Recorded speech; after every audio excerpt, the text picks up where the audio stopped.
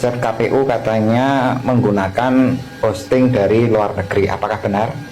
Dan domain yang mana yang menggunakan hosting luar negeri? Oke teman-teman, kita akan bahas di video ini.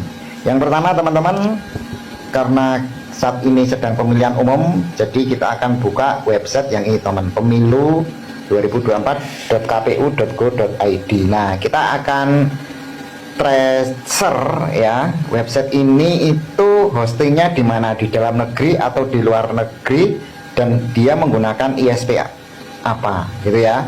Nah, alamatnya yang ini teman-teman ya, catat ya, pemilu 2024.kpu.go.id. Nah, sekarang perangkat yang digunakan untuk mengecek itu mudah banget ya. Jadi teman-teman cukup mengunjungi situs ini, pilih salah satu, whoishosting.com ya. Kita akan coba satu-satu teman-teman.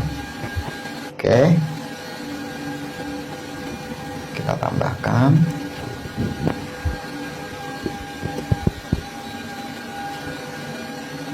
Nah, kita cukup masukkan aja di sini domain dari KPU-nya tadi teman-teman. Yang ini kita copy aja.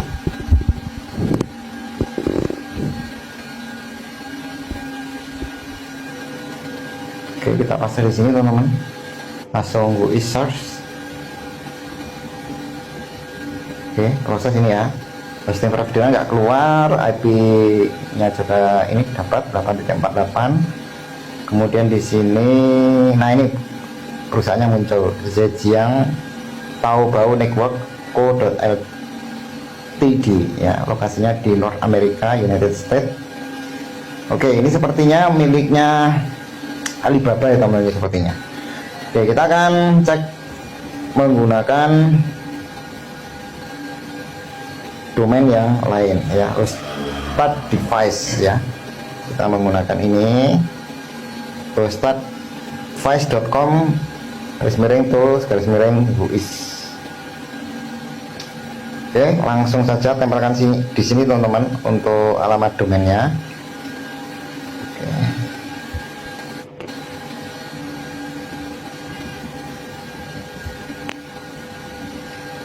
Fin hosting, kita akan cari hostingnya.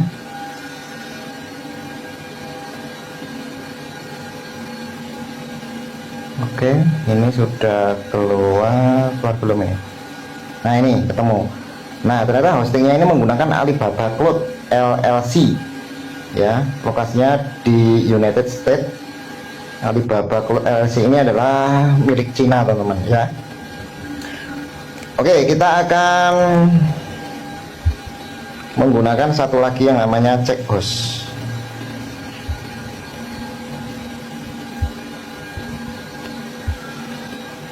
Oke, kita cek striphost.net. Kemudian kita akan copy lagi domainnya teman-teman. Ini bisa dilakukan oleh siapa saja yang tidak jago IT pun bisa. Paste, kemudian teman-teman enter aja, set. Nah, ini langsung keluar. IP-nya 47.246. Ini beda dengan tadi, tapi intinya ISP-nya menggunakan Zhejiang Taobao Network Co.ltd ya. Ini alibaba.com. Jadi hanya mengecek menggunakan domain ini teman-teman, kita tahu sudah bisa kita simpulkan karena ada 3 yang kita bandingkan ya, dan ISP-nya sama, Zhejiang Taobao Network.co.ltd, yang ini merupakan miliknya Cina. Jadi benar ya, untuk hosting yang digunakan untuk rekapitulasi pelaporan di KPU itu menggunakan hosting miliknya Cina, khususnya dari perusahaan alibaba.com. ISP-nya Zhejiang Taobao Network ya, dengan lokasi ya, berbagai macam, karena mungkin ini bisa menggunakan CDN ya, supaya beban loadnya aman kalau diakses banyak orang. Nah, pertanyaannya, apakah ini tepat? Jawabannya adalah tidak tepat, bahkan ini sangat berbahaya.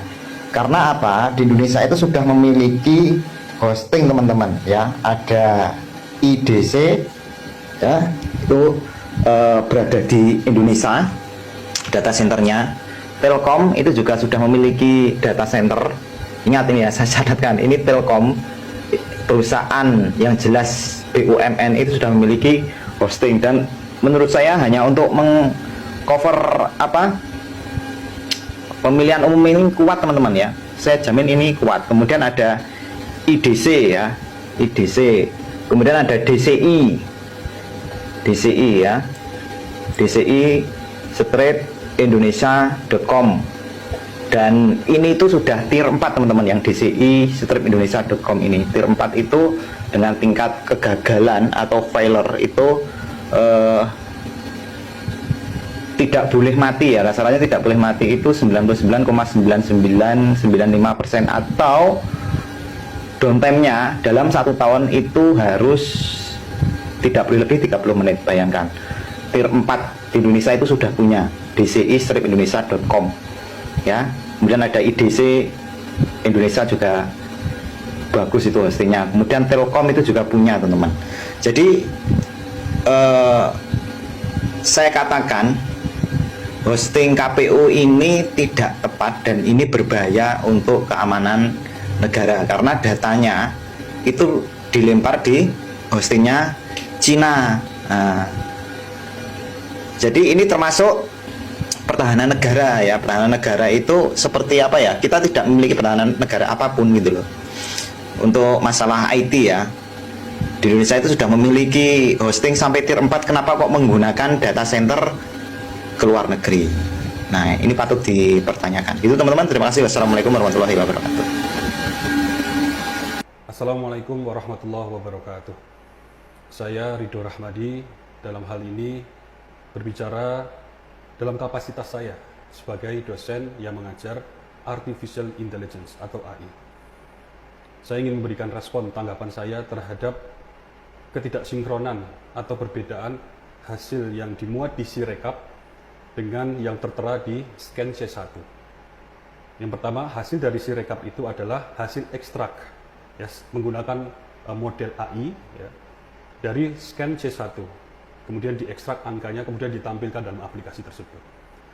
Nah, kesalahan atau ketidaksinkronan dari yang ada di C1 yang asli dengan yang ada di Sirekap, menurut saya bukan berasal dari model AI yang digunakan untuk mengekstrak. Karena sejauh ini ya, yang kita ikuti dalam perkembangan dunia AI, itu akurasi dari model AI untuk mengekstrak karakter atau angka dari sebuah image atau sebuah foto, itu akurasinya sudah relatif tinggi.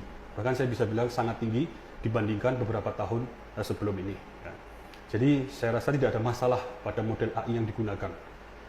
Nah, saya melihat ketidaksinkronan ini lebih disebabkan oleh hal yang sifatnya algoritmik, artinya by design, by intention.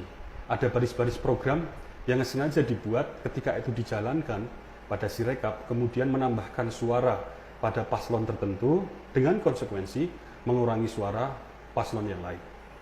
Ini yang saya lihat. Kedua, saya ingin juga menanggapi terkait lokasi server yang di mana pemilu 2024.kpu dan juga sirekap.kpu itu diletakkan, aplikasinya diletakkan di mana. Ya, kemarin diberitakan itu diletakkan di Alibaba dan tidak diletakkan pada server yang ada di Indonesia. Nah, tadi saya melakukan kajian, ya, melakukan trace bersama tim di mana letaknya. Jadi sejauh yang kita dapatkan memang betul servernya itu adalah server Alibaba yang lokasinya memang most likely, sangat besar kemungkinan tidak di Indonesia. Yang menurut saya ini sangat berbahaya. Bayangkan satu kotak yang berisi seluruh suara ya dari seluruh penduduk Indonesia, bentuknya memang digital, itu diletakkan di luar wilayah Indonesia. Betapa rentannya, betapa rapuhnya terhadap kejahatan-kejahatan digital, suara tersebut nanti hasilnya bisa dirubah dan segala macam, terutama ya siapapun yang memiliki akses terhadap data tersebut, dan ini adalah perusahaan swasta. Jadi ini sangat berbahaya dan kita sangat sayangkan. Kita berharap ada klarifikasi yang jelas dari KPU